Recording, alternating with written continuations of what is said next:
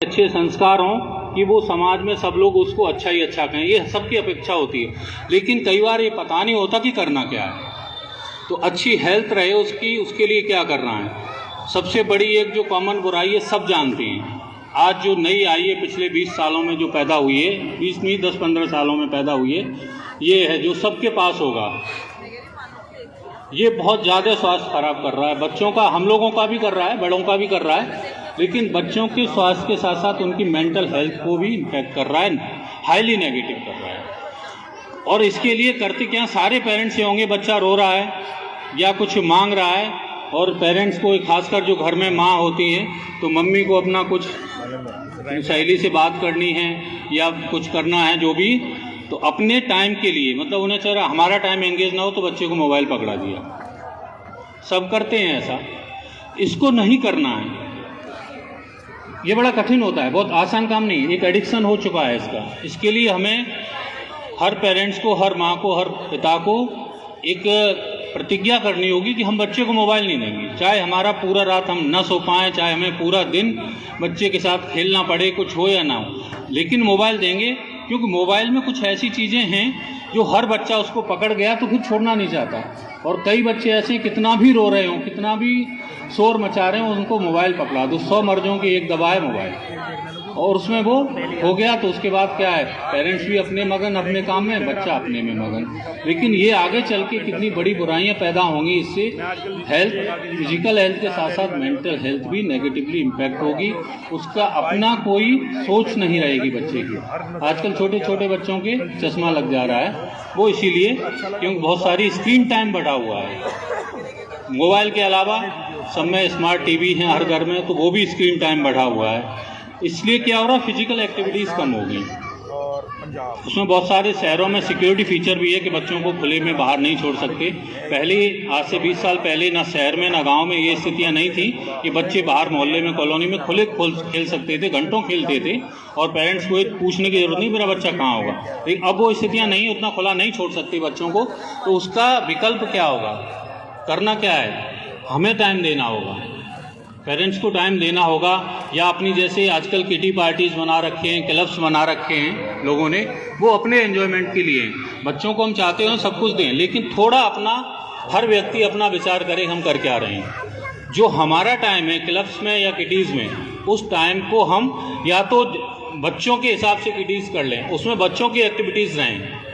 सारी महिलाएं हैं वो किटी पार्टी में अपने अपने बच्चों को रखें, वहाँ सारी एक्टिविटीज़ वो हों जो बच्चे, जिससे हेल्दी हो सकें, बच्चों का डेवलपमेंट हो सके। बच्चों को वहाँ खेल उनका करा सकते हैं एक्टिविटी, बजाय अपनी एक्टिविटीज़ के। यही क्लब्स में हो सकता है, जब क्लब्स में पार्टीज़ करते हैं तो वहाँ अपने साथ बच्चों को भी ले जाएं।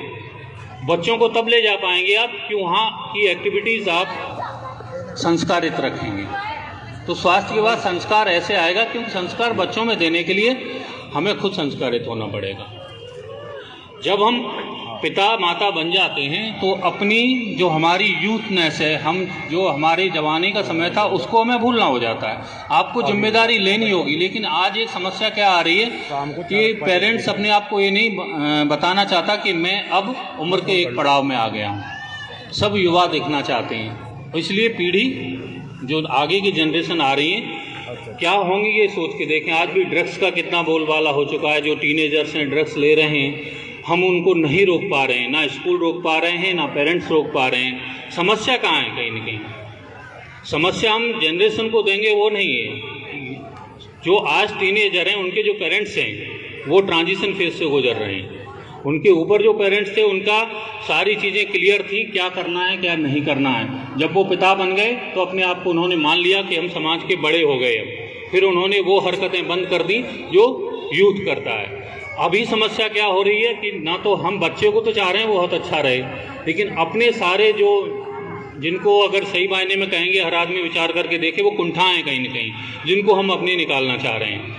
तो बच्चे से अपेक्षा वो करते हैं। तो संस्कार हमें घर से, संस्कार की जो पाठशाला है वो घर है। स्कूल से, स्कूल होता है शिक्षा के लिए, अक्षर ज्ञान के लिए, किताबी ज्ञान के लिए।